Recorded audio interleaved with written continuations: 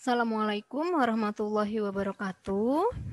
Kembali lagi dengan pelajaran IPA sama Bu Ria. Nah, pada hari ini Ibu akan membahas soal yang Ibu berikan minggu lalu, yaitu tentang klasifikasi zat, unsur, senyawa, campuran, asam, dan basa. Nah, pada pertanyaan nomor 1, kita langsung saja ya. Oh iya, sebelumnya jangan lupa kita berdoa dulu, yuk. Kita mulai dengan pembacaan basmalah dan doa sebelum belajar. Bismillahirrahmanirrahim. Rabbi zidni ilma warzuqni fahman. Agar materi atau pembahasan yang Ibu berikan hari ini bisa bermanfaat untuk kalian. Yuk, tadi sudah berdoa ya. Sekarang kita mulai dari pertanyaan nomor 1. Pertanyaan pertama. Zat tunggal atau murni yang tidak dapat diuraikan menjadi zat lain yang lebih sederhana dengan proses kimia disebut, nah itu disebut adalah, ya jawabannya adalah unsur. Jawaban yang benar unsur. Kalau senyawa itu zatnya lebih dari 2 atau lebih dari 1. Nah kalau udah ada 2 unsur atau lebih yang disatukan itu namanya senyawa. Kalau campuran berarti ada larutan di mana di situ ada pelarut, ada zat pelarut dan ada zat terlarut. Di mana campuran ada campuran heterogen dan campuran homogen. Masih ingat ya? Nah, kalau garam itu hasil dari natrium dan klorida atau NaCl. Pertanyaan nomor 2. Nah, ini yang ditanyakan manakah yang termasuk unsur? Yang pertama air. Air itu gabungan dari H2O, 2 hidrogen dan 1 oksigen. Berarti ada lebih dari 1 unsur. Ada unsur hidrogen dan unsur oksigen. Nah, kalau ada lebih dari 1 unsur, itu sudah pasti namanya senyawa, bukan unsur. Jadi yang ini salah. Kalau sirup kan berarti campuran dari air sama campuran sirupnya. Nah, itu adalah larutan atau campuran homogen. Jadi bukan unsur ya. Garam dapur itu gabungan antara natrium dan klorida. Atau kalau disingkat atau dilambangkan menjadi NaCl. Na itu natrium, Cl itu klorida. Ya, jadi karena ada lebih dari 1 unsur yaitu natrium dan klorida, sudah pasti garam dapur itu bukan unsur. Yang besi. Nah, besi itu lambangnya kalau dalam tabel periodik unsur adalah ferrum, lambangnya Fe, F besar dan E kecil. Itu harus digabungkan.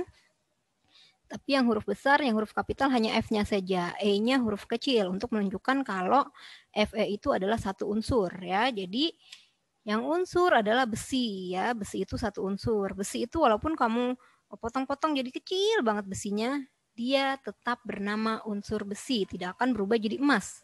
Ya, itu namanya unsur. Jadi yang nomor 2 itu jawabannya besi. Nomor 3.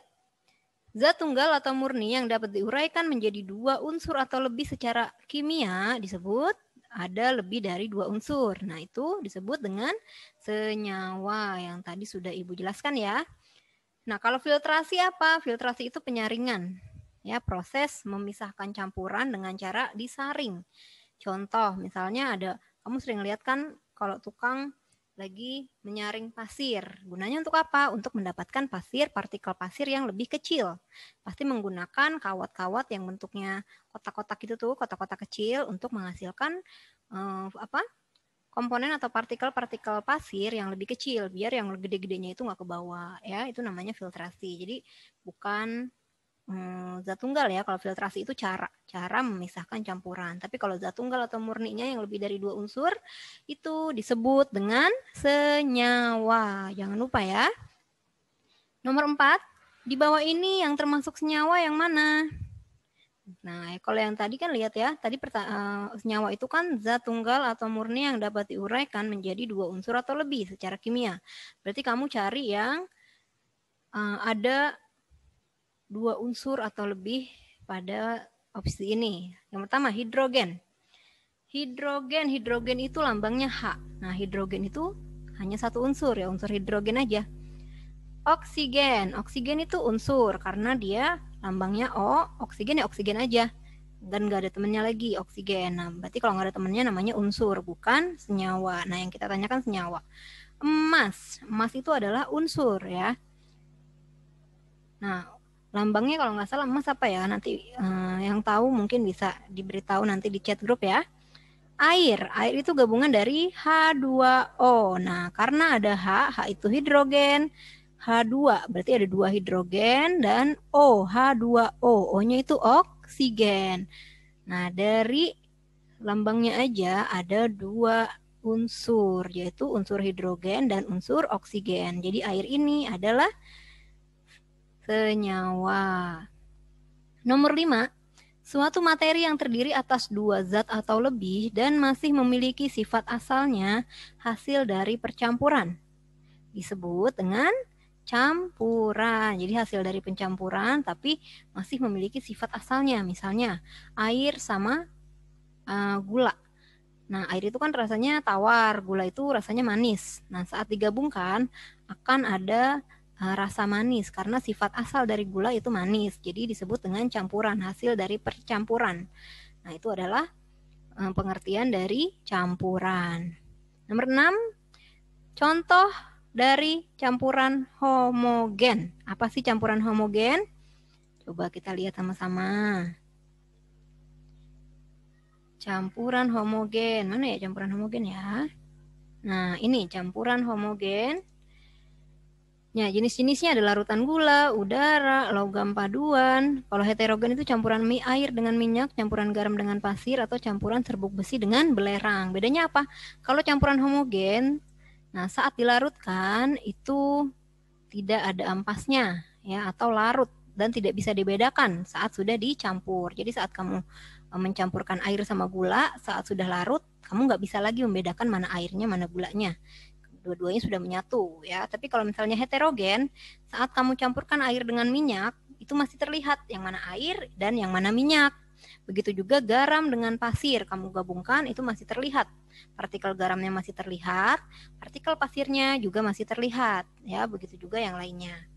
Ya, jadi kalau campuran homogen berarti yang kalau dilarutkan itu tidak ada ampasnya atau larut dan tidak bisa dibedakan larutan sebelumnya. Larutan air dan kopi. Nah, larutan air dan kopi ini homogen atau heterogen ya? Nah, kalau kamu minum kopi kan biasanya ada ampasnya ya. Nah, itu berarti campuran heterogen, bukan homogen. Larutan air dan sirup. Nah, air dan sirup kalau kamu campurkan pasti larut ya secara sempurna. Nah, inilah yang disebut campuran homogen. Air dan pasir sudah pasti yang tadi bukan. Air dan minyak juga bukan. Jadi ini air pasir dan air dan minyak itu adalah campuran heterogen. Nomor 7. Bila larutan air minum kemasan ale-ale rasa jeruk, ale-ale kan kalau kamu minum asam ya. Karena ada asam sitratnya ya, jadi asam buatan. Walaupun bukan asam dari jeruk tapi rasanya asam. Dicelupkan kertas lakmus biru, maka kertas lakmus biru apa? Apakah dia tetap ataukah berubah? Nah, ingat ale-ale rasa jeruk asam. Kalau asam berarti ingat belakangnya M, maka mengubah kertas lakmus menjadi warna M merah. Kertas lakmus biru jadi merah, kertas lakmus merah tetap merah. Nah, di sini pertanyaannya kertas lakmus biru jadi apa nih? Apakah tetap biru? Bukan ya, karena asam. Asam berarti berubah menjadi merah. Jawabannya yang ini, berubah menjadi merah. Nomor 8. Di bawah ini adalah larutan yang bersifat asam. Ya, asam ya. Yang pertama obat mah. Obat mah berarti kan untuk obat di lambung. Untuk obat orang yang menderita penyakit mah. Yang namanya penyakit mah berarti asam lambungnya naik. Asam lambungnya lagi banyak. Maka obatnya harus dinetralisir dengan obat yang mengandung sifat basa, bukan asam. Kalau misalnya obatnya asam lagi, nah malah tambah parah nanti mahnya. Jadi udah pasti bukan obat mah. Obat mah ini sifatnya basa. Air sabun mandi. Nah, sabun mandi pokoknya yang bentuknya sifatnya licin-licin itu biasanya sifatnya basa. Begitu juga air sabun cuci. Jadi jawabannya adalah yang air jeruk nipis. Sudah pasti asam ya air jeruk nipis. Jadi jawabannya yang air jeruk nipis. Nomor 9. Di bawah ini larutan yang bersifat basa adalah Cuka udah pasti asam, garam itu garam ya, ada sifatnya tersendiri. Obat mah, nah yang tadi Bu bilang ya, obat mah itu sifatnya harus basah agar bisa menetralisir asam lambung yang ada di lambung, penyebab penyakit mah. Nah, jadi jawabannya yang obat mah. Jus stroberi asam ya. 10. Larutan di bawah ini yang dapat mengubah kertas lakmus merah menjadi biru. Ingat biru, ada B-nya.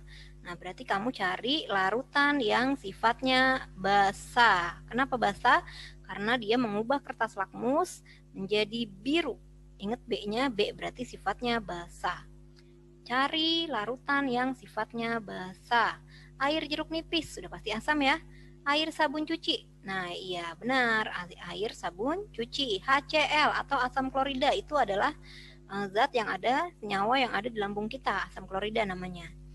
Cuka udah pasti asam. Nah, fakta tentang asam klorida atau HCl yang ada di lambung kamu, saking asamnya, kalau kamu masukkan jari kamu ke asam lambung kamu itu bisa hancur jari kamu. Jadi kan dia sifatnya di lambung itu untuk menghancurkan makanan.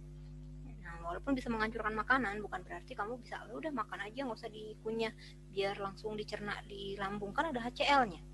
Tetap harus dicerna, harus tetap dikunyah dengan baik karena lambung ini juga ada batas maksimal kerjanya ya, jadi tetap aja nggak boleh capek. Jadi nomor 10 jawabannya air sabun cuci ya. Nah, itulah soal atau tugas yang minggu lalu Ibu berikan kepada kalian. Nah, Ibu berikan jawaban-jawaban yang benarnya agar pada ulangan nanti kamu bisa menjawab soal dengan baik dan benar. Tapi tetap materi-materi yang Ibu berikan kemarin, baik berupa video, baik berupa PowerPoint, itu dibaca lagi agar ulangan pada KD3 ini bisa berjalan dengan lancar. Ya, pokoknya pesan Ibu, lakukan sebaik semampu kalian. Ya, lakukan semampu kalian. Yang penting hasil sendiri, tidak hasil nyontek. Bagaimanapun hasilnya, bangga dengan hasil kamu. Pokoknya jangan sekali-kali kamu bangga nilainya bagus tapi hasil nyontek. Nah, itu jangan bangga seperti itu. Nah, harusnya kamu bangga mau nilainya berapapun, tetap bangga dengan nilai yang kamu raih sendiri. Ya, tapi kalau misalnya nilainya masih di bawah KKM gimana Bu? Tapi hasil sendiri, nggak apa-apa. Ibu apresiasi, masih bagus, tapi tetap ditingkatkan lagi belajarnya agar suatu saat bisa mencapai KKM atau lebih dari KKM malah ya. Nah, tapi sekarang usahakan dulu semampu kalian ya. Itulah pesan Ibu, semoga bermanfaat. Cukup sekian pembahasan soal dari Ibu. Semoga bermanfaat, semoga ulangan kalian nanti dapat hasil yang baik dari proses yang baik pula. Amin. Cukup sekian dari Ibu ya. Kita ucapkan hamdalah.